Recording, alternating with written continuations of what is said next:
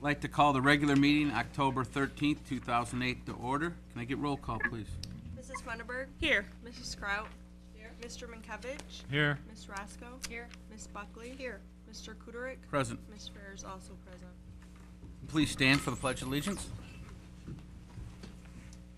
Allegiance to the flag of the United States of America and to the republic for which it stands, one nation, under God, indivisible, with liberty and justice for all.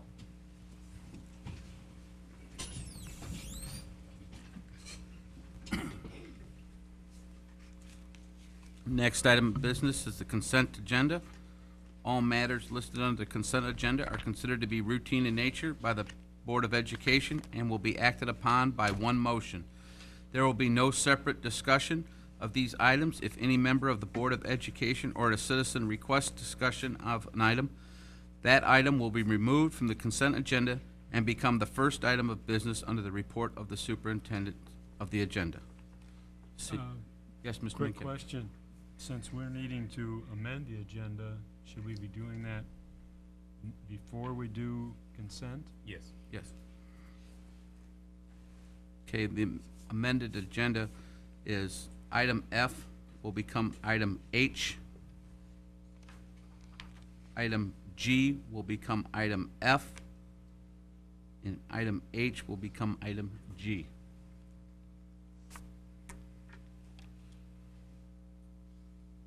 Mr. President, I make a motion that we approve the amended agenda. Support. I got a motion by Ms. Frere, supported by Ms. Buckley. Any questions? Seeing none, vote in order. All in favor, say aye. Aye. All opposed, say nay. Motion passed, 7-0. Next item of business is report of the superintendent. Mr. Weiss? Thank you, Mr. President. No, no. Wait. We gotta do the Oh, sorry about that. Consent agenda. Sorry, oops, the consent. Mr. Sorry. President, I make a motion that we approve the consent agenda. Support. Got a motion by Ms. Buckley for the consent agenda, supported by Ms. Roscoe. Is there any questions? Okay, vote in order. All in favor, say aye. Aye. All opposed, say nay. Motion passed.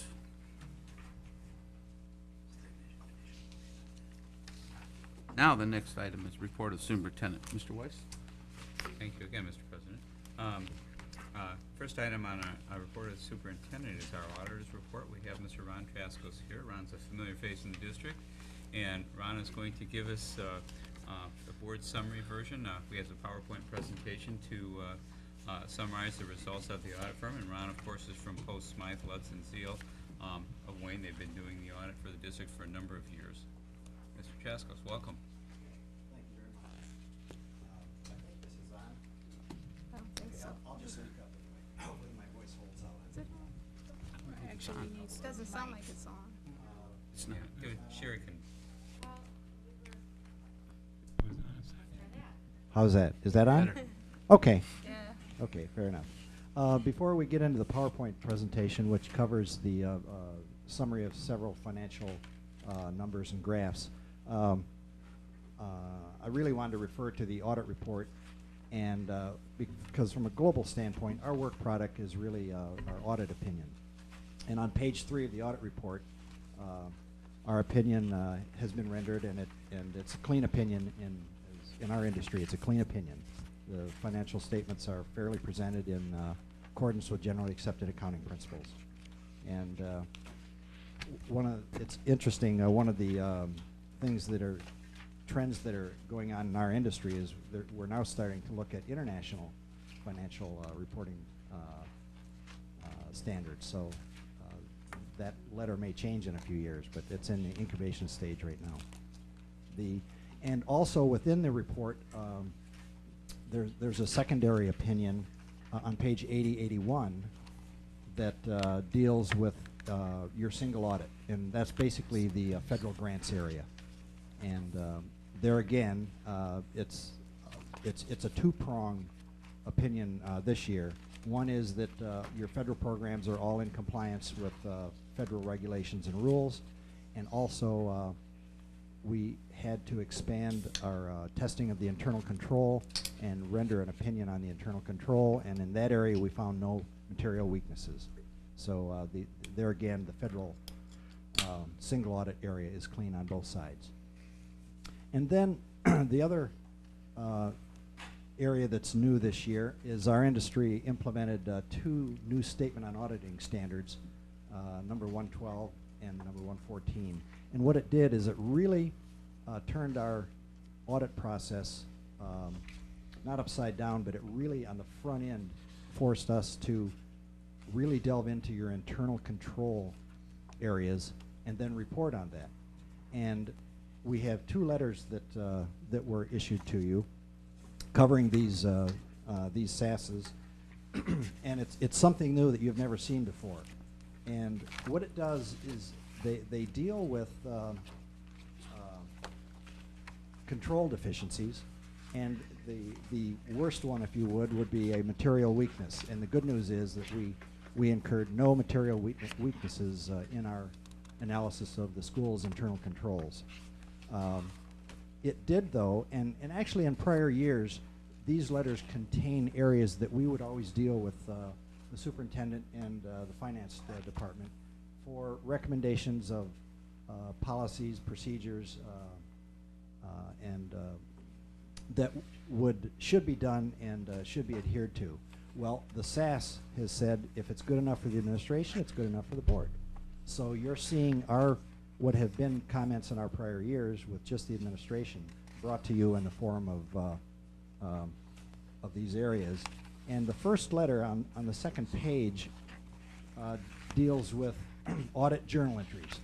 And we broke it down into 1, 2, 3, 4, 5, 6, 7, about 8 areas. And the first area says that you have an internal control weakness because we as auditors in the past have done your, they're called GASB 34 conversion entries. We take your general ledger, and you'll see that all the financial numbers that you're going to look at earlier are basically the financial numbers. But a few years back, we have a top layer of financials that take your budgetary information and convert it up. So we've done those entries to comply with that reporting mechanism, and it's very common, since that's a relatively new area for the last few years, for auditors to do that. Well, it's considered an internal control weakness, so we've already met with Sherry and laid that area out, given her our work papers, and she's going to work that up next year and make that go away. So it's really not a ding, it's just another migration in the business. In your fixed asset area, you had some differences between the actual records and the records on the RISA database. And as we've turned out, we're going to do some mid-year work with RISA because we found that's difficult to get those corrected.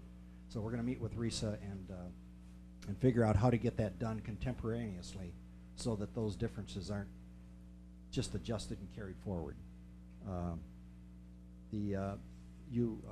The school generated a federal awards expenditure report, and there were just a couple small awards that were left off. They were really carryovers from last year.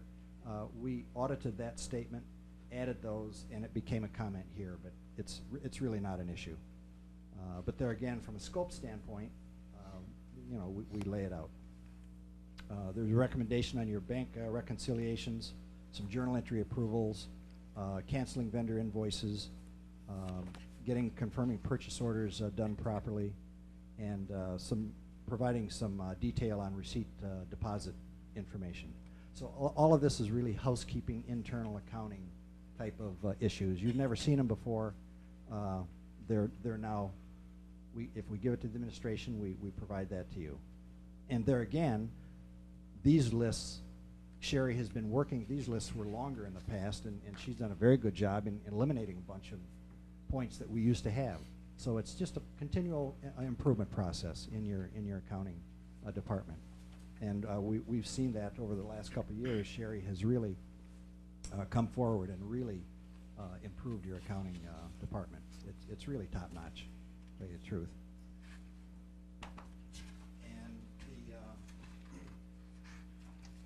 And then the second letter is of a similar nature. And this one ties to your federal grant area. And if you'll look at page 2, this is another area. In your footnotes for years, there's always been a statement that administration and management would use estimates. Not every dollar amount in your financial statements is to the penny. There are certain areas that are estimated. And now our industry has said, okay, we want you to test those estimates and then put our name on the in a letter that says we've looked at them and we agree with those estimates. This has probably come from the Enrons of the world in the past. And you have 3 significant estimates in your financial statements. One is in the Blue Cross Blue Shield healthcare expense area. There's always a lag between, and you're self-insured. So there's always a lag between the reports we get from Blue Cross that show actual claims. So we estimate that bridge of where we haven't gotten the reports, and we estimate up through June 30th. We looked at it, and it looked reasonable, and we agreed with it. There's an allowance for doubtful delinquent personal property tax return, property tax receipts. We looked at that estimate, and that was based on prior year averages and experience. It looked reasonable. And the third one was there was some land donated this year, and we looked at how that was booked in the books, and we had no problem. So this is a new area. You'll see it every year now. The goal will be to have some of those points disappear. Some new ones may show up as we test different areas. But I just wanted to cover that before we got into the numbers. Okay.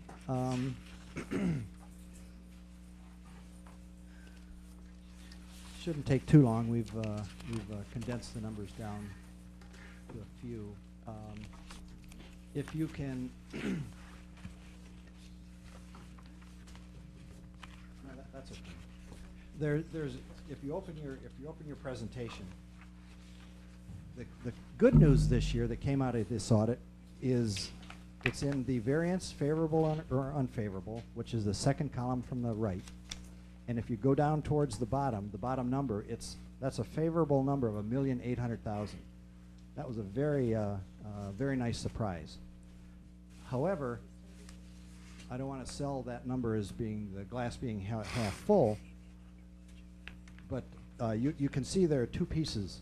The first piece is that revenues came in $988,000 higher than your budget, and the other side is that the expenditures came in $810,000 less. I have to caution you, the $988,000 contains of about $516,000 that was a payment from that we received representing Michigan Tax Tribunal adjustments. So that was booked in, which is the proper way to handle it, and that $516,000 went right to the bottom line and is lodged in your fund balance. But during the current year, we have to turn around and reimburse our taxpayers for that $516,000.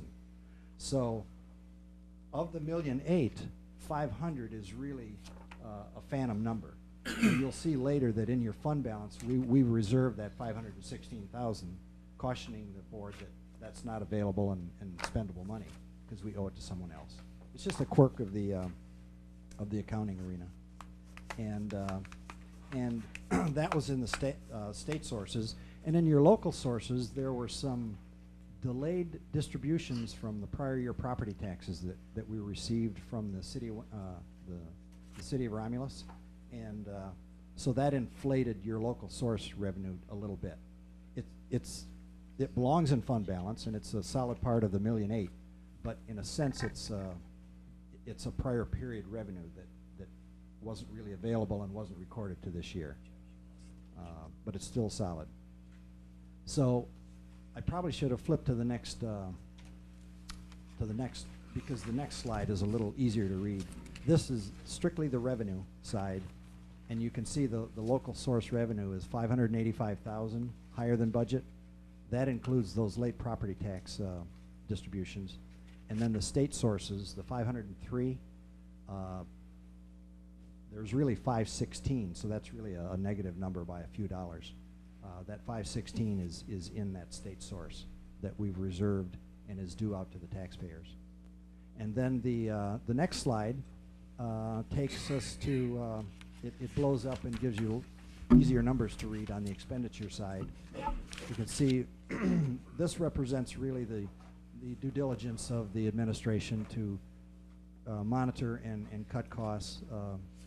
That $810,000 benefit favorable is about a 2% across the board savings. And as you'll see later, a little bit of that, a chunk of that 800,000 is in the healthcare expense area where we were recognizing a credit from that we received, and it funneled through this year's expense, and that'll show up in one of the later graphs. Okay, what's next, Sherry? This is basically a breakdown of where the school district receives its operating money for the general fund. You'll see the local is 42%, state is 50%, and federal is 7%. Now last year, local was about 40%, state was 52%, and the federal was 8%.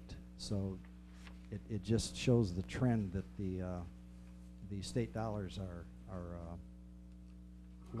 lighter as we're going along here, and the local is much more important. So, and let's see, general fund expenditures. This is very consistent with your prior years. About 52 cents out of every dollar is spent directly for instruction, and 46 cents for support service. That's been very consistent as a percentage ratio. And then the next slide.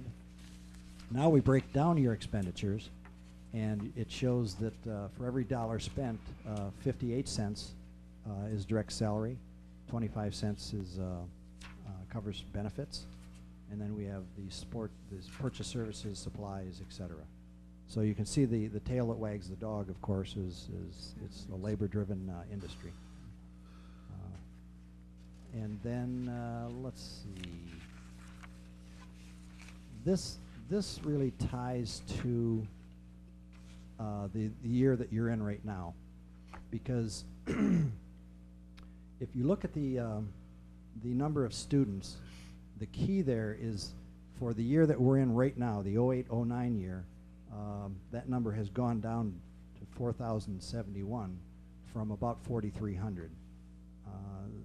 That's with the foundation grants, etc. That's quite a bit of money, and you can see that it drives the per pupil expenditure from 9,600 up over 10,000.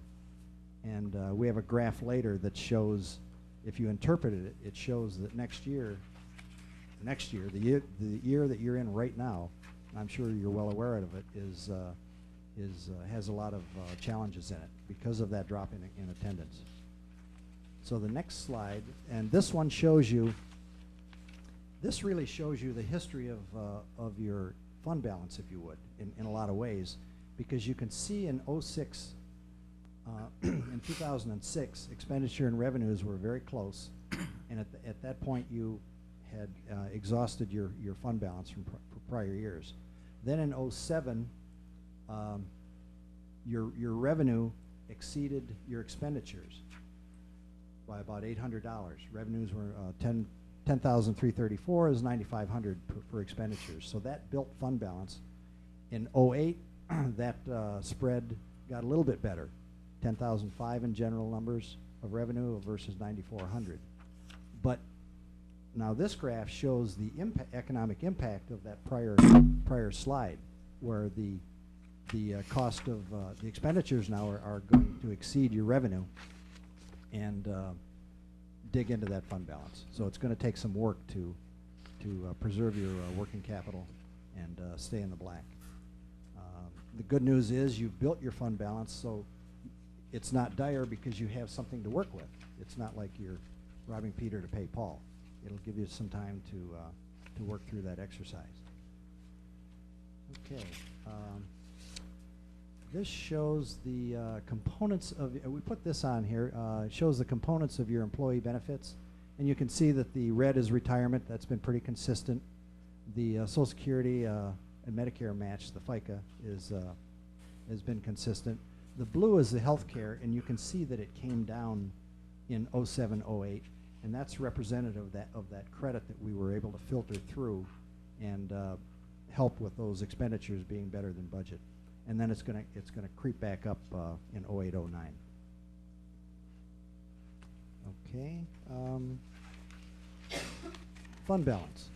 You can see the dramatic increase from 07 to 08, and then the retrenchment that looks like that's going to go on in the current year.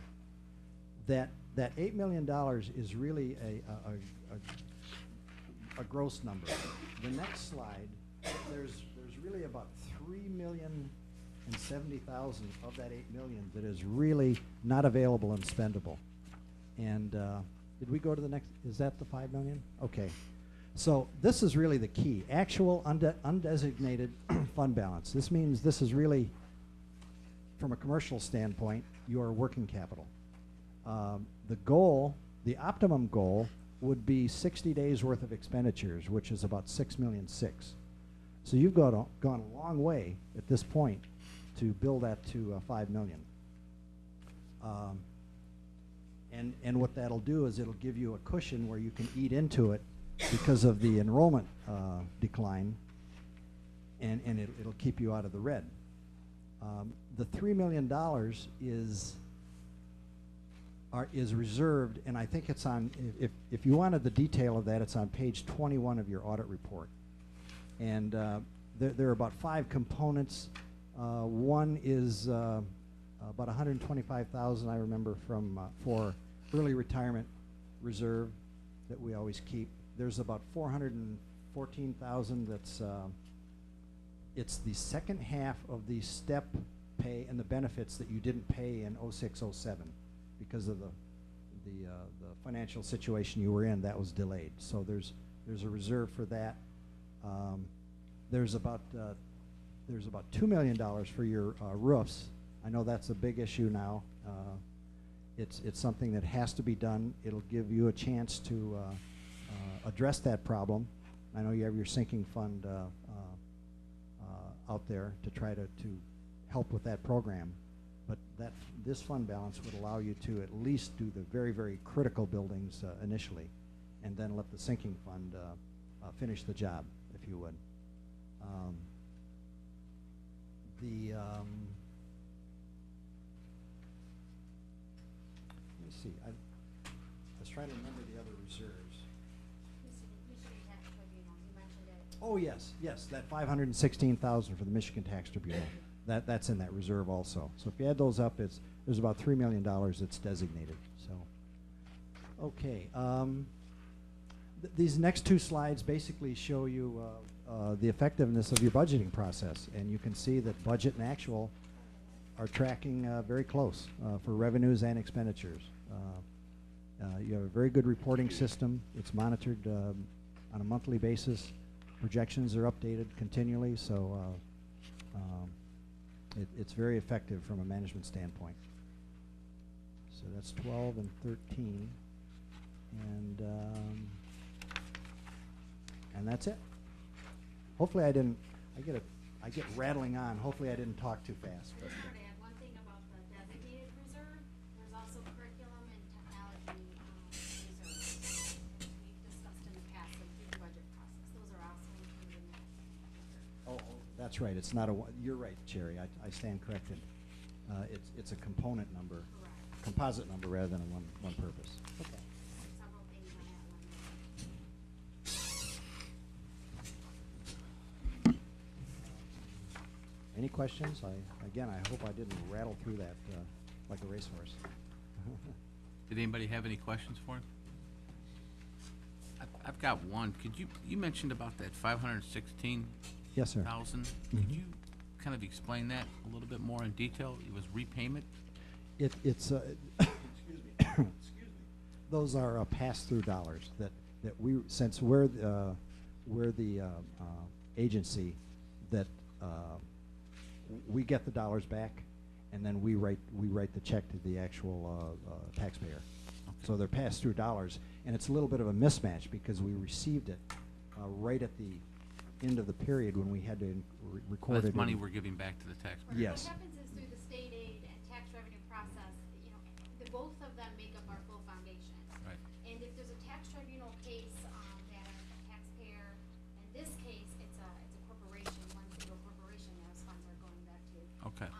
The state pays us those funds, but in turn, we have to turn around and give that back to the taxpayer. Like, once again, this is a corporation within the Romulus area. All of these funds.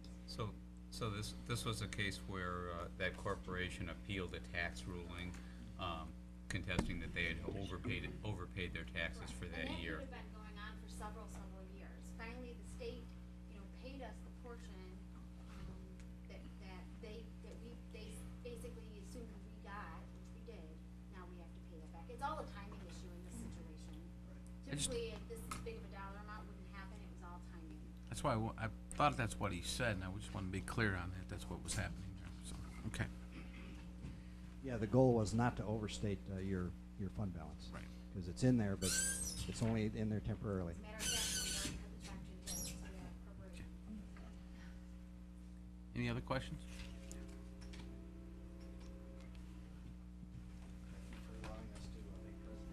Thank you very much, Thank Mr. you. Traskos. Great report. I'll just say that this is my third audit report that I've lived through here in Romulus, and I have yet to see an audit firm go into as much detail and as much depth as both Smythe does. They find everything, and it's been really a great experience.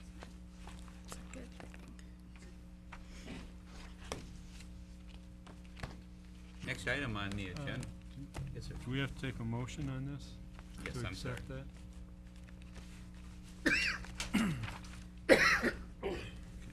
Mr. President, I'd make a motion to acknowledge the receipt of the 2007-2008 audit report.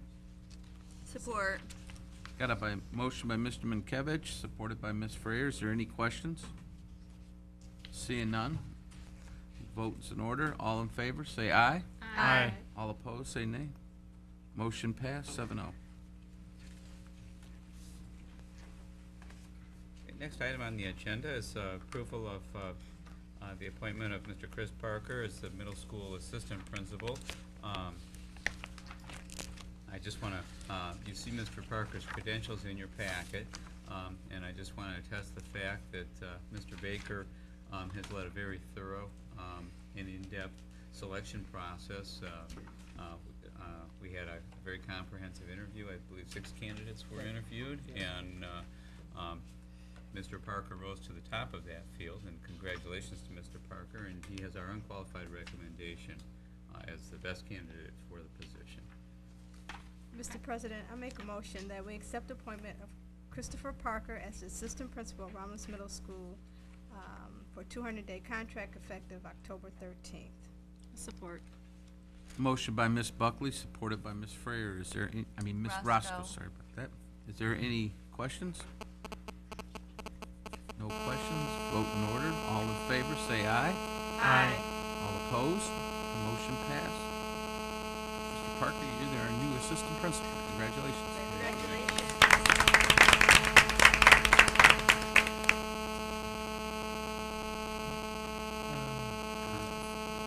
That would be the microphone. It sounds like a next.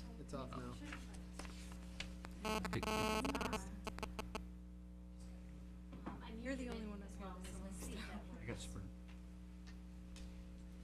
Thank you. All right, next we have two field trips, both from the high school, but they require separate motions. The first one is your approval of a field trip to New York City, and all the proper forms were completed. Again, we have the right number of chaperones and fundraising apparatus in place to provide funds for the trip. Okay, we need a motion. I move the Board of Education approve the trip to New York from April 22nd to 26th, 2009 for advanced placement social studies students at Romulus High School as Support. Got a motion by Ms. Kraut, supported by Mr. Mankiewicz. Is there any questions? Seeing none, votes in order. All in favor, say aye. Aye. All opposed? Motion passed, 7-0.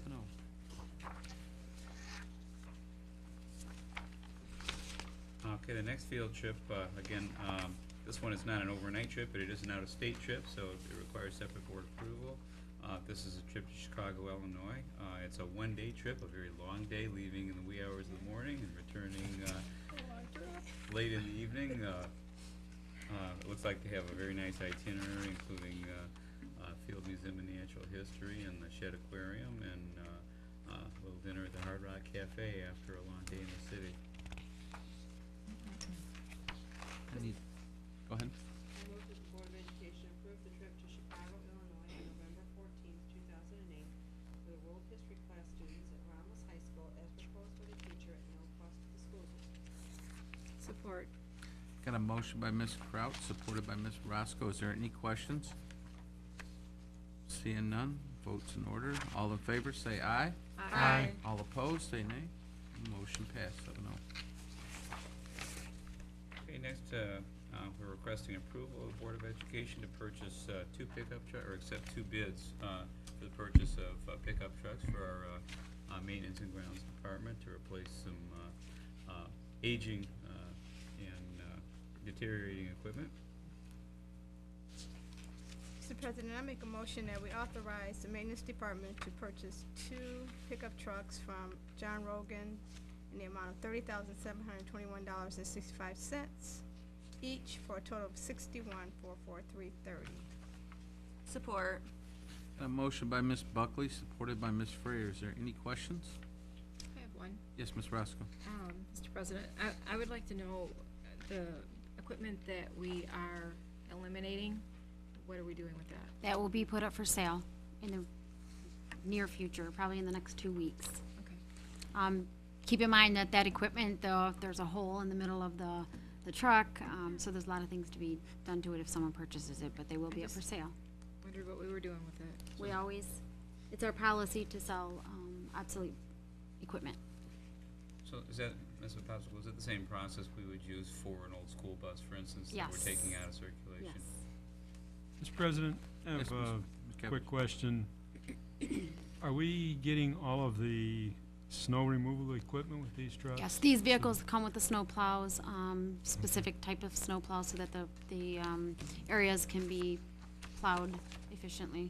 Yeah, it's all on here, on your last page.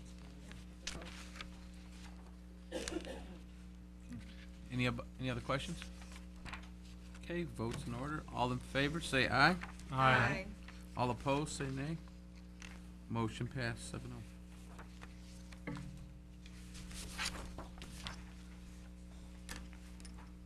Okay, next item is a discussion-only item. As Mr. Traskos presented, we're dealing with a kind of a very favorable audit report in the respect that we came in under budget last year by the sum of about $1 million, and that's on a budget of about $43 million. As you recall, we spent some long, arduous hours prior to approving the budget, and primarily because we anticipated a sharp decline in student enrollment. And again, just to remind everyone, the district did experience a decline of, at this point, it looks like about 225 students. And if you multiply that by our state foundation allowance, which is about $9,000, that equates to a very serious shortfall in budget. But because we planned on a drop of about 200 students, our actual was very close to that. So we have some preliminary recommendations on what we'll do with that surplus from last year, but basically we're going to need a portion of it to balance this year's budget because we came in a little lower than anticipated. And Sherry and Dan and Jim and I met this morning with our building administrators to talk about priorities for this year and possibly earmark some funds to put some things back into the program that were cut in order to balance the budget. Primarily what we took the biggest cut were some of our programs related to Title I, our after-school program, our student support safety nets that we basically had to cut in order to balance the '09 budget. What we're going to come to you with at the October 27th board meeting is a recommendation on how to bring some of those things back. This is in alignment with the recommendation of the Finance Committee, which met with Sherry and I last Monday, a week ago. We'll give you a little more detail. We're also going to recommend that half of that surplus go into the roofing fund. As you all know, our roofing situations, 8 of our 9 buildings have roofs that are over 15 years old. We spent a lot of money last year doing some patchwork. We're hoping for the sinking fund to pass so that we can accelerate that process. Again, it's not our goal or even our wildest dream to replace all of those roofs in one year, but what we would like to have is a 4 or 5 year process where we can get, at the end of that period of 4 or 5 years, we've replaced every roof that needs it. So again, that our buildings are dry and safe and secure and free of mold and all those things that happen when you have leaky roofs.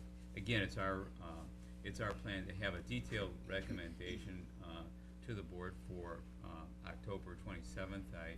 I talked with the Finance Committee about doing it at this meeting, but we weren't ready yet. We had some discussion items that were still unresolved with the administration that were kind of coming to closure today on, but I didn't want to rush this at all because it's an important thing for our program this year.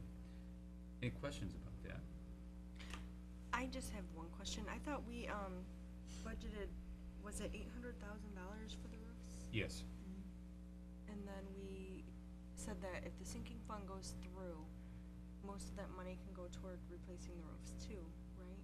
Well, the sinking fund, as you know, is money that's earmarked specifically for bricks and mortar issues. And some of the areas we identified, roofs were a primary concern.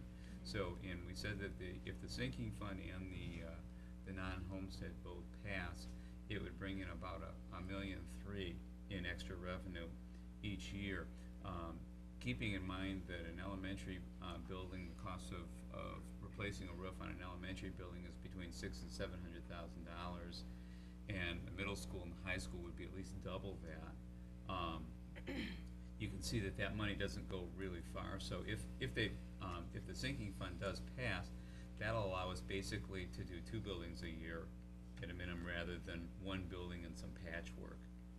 And so it would take a 7 or 8 year process and consolidate it into 4 or 5 years. Does that make sense? Yes, absolutely. Thank you.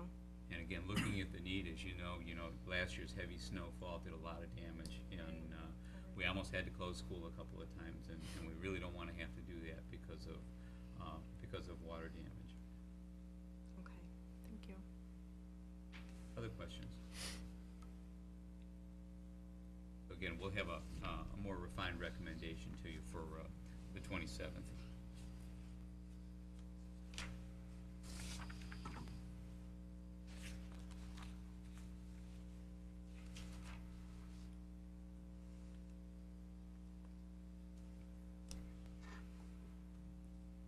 Okay, the next item, items of interest that you have in your packet, you have newsletters from WIC from Romulus High School. You also have the annual report from Romulus Middle School, two different editions of the Barth News, and the Best Bulletin from Corey Elementary. And then the last item that, again, this is a discussion item, was an update on our ballot proposals. As you're probably aware, Sherry and I have been in the process of meeting with various constituent groups. A week ago today, we presented a special study session called by the Romulus City Council, where we presented our what's now become our standard PowerPoint presentation on kind of what the 2 ballot proposals are, why we're asking for voter approval of those proposals, what that money will be used for in the school district. We presented before not only the city council, but there was an audience of probably between 30 and 35 citizens in attendance. 5 or 6 of them did have questions, which we responded to. Again, just kind of reaffirming that, as has already been part of our discussion, what that money would be used for. Again, the roofs are very, first and foremost in that plan, but also we're looking at parking lots that are aging, and not only does that present an aesthetic concern, they don't look so nice, but it's also a safety concern. People, slipping and falling, they become very difficult to maintain, and as the snow falls and the plows scrape across them, little cracks become big cracks, and things fall into those big cracks. We're also dealing with, buses, kind of stressing and straining to navigate through those cracks. We've already replaced several bus transmissions that were attributable to the poor parking lot conditions of our own bus lot parking lot. What happens is, as the buses sit there, the lots start to sink in, and then when the buses, in order to get out of that hole, of course, it requires a little extra effort on the part of the engine and transmission, and accelerates their deterioration. Along with keeping our floor coverings fresh, one of the big concerns that's out there right now is energy management, energy efficiency, and the administration and the staff, I have to really hand it to the staff, have done a wonderful job at conserving energy, but we're now at a point where we need to replace some of our energy management systems, the systems that control the heating and air conditioning systems. Also, our lighting systems have become very inefficient. As fluorescent lights get dated, the lenses, the part that covers the light bulbs actually starts to yellow, and it cuts down on the amount of light that actually gets through. Newer systems operate on a much more energy efficient standard. If you look at Rommel and the difference between the ceiling lights in Rommel, for instance, compared to a building like Corey or Merriman that's been around for a long time, it's a huge difference in the number of light bulbs we need to operate, and of course the electricity bills that come in every month. So it's very important to the district that that these two ballot proposals pass. And I just wanted this opportunity to give you a little bit of an update.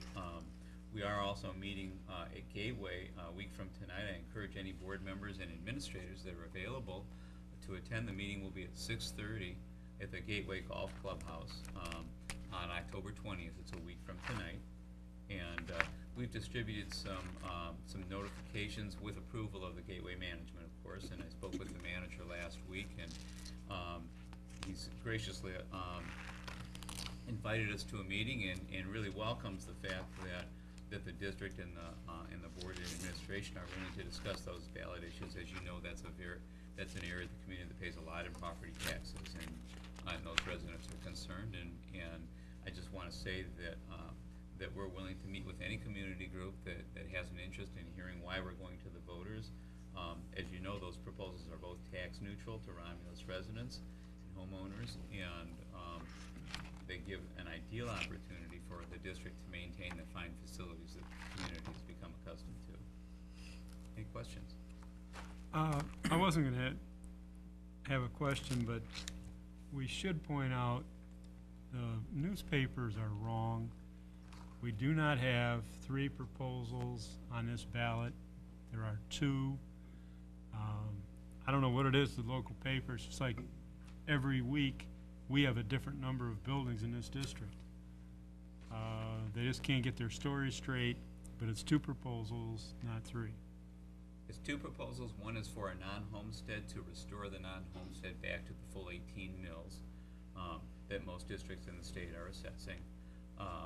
And that's at a very minor cost to local businesses, about $25 per $100,000 of market value property. And then the other is for a sinking fund that is absolutely cost neutral to businesses and residents. Both of those funds combined, if they are approved, will bring in about $1.3 million a year over the next 10 years to the district. Other questions or concerns? Thank you, Mr. President. That concludes my report. Okay, the next item I have is communications and expressions from the public. I have a request from Mr. Butler to speak. You don't want to speak today? All right, sir. No problem. So I have no other communications. The next one is expressions, questions and concerns from board members. Mr. President, Yes, Ms. Buckley. I know we have a meeting off-site at one of the schools. Is our next one in Hell Creek? And when is it? God bless you. Thank you. Yes, please. Yes, our next meeting is at Hale Creek, and we're asking that board members come at 6 o'clock for a brief tour of the building, and the meeting will start on schedule at 6:30. Monday, October 27th at Hale Creek.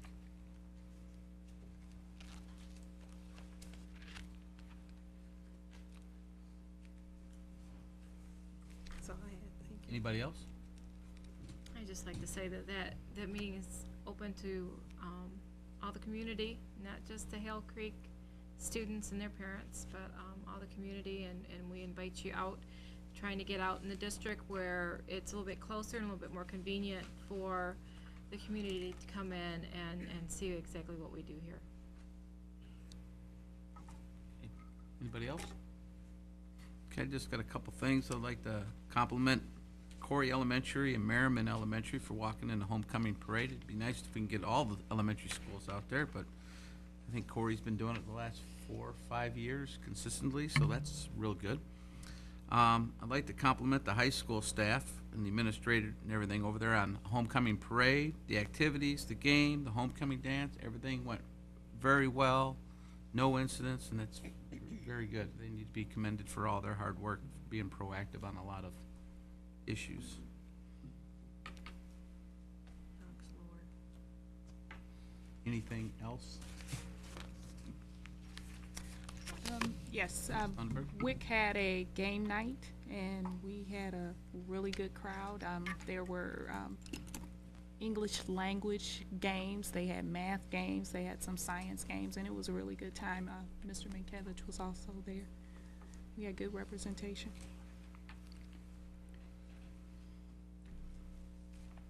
If there's nothing else, next item of business is adjournment. I'll make a motion that we adjourn. Support. Got a motion by Ms. Roscoe, supported by Ms. Fraser. Is there any questions? Votes in order. All in favor, say aye. Aye. All opposed? Motion passed, 7-0. Meeting adjourned.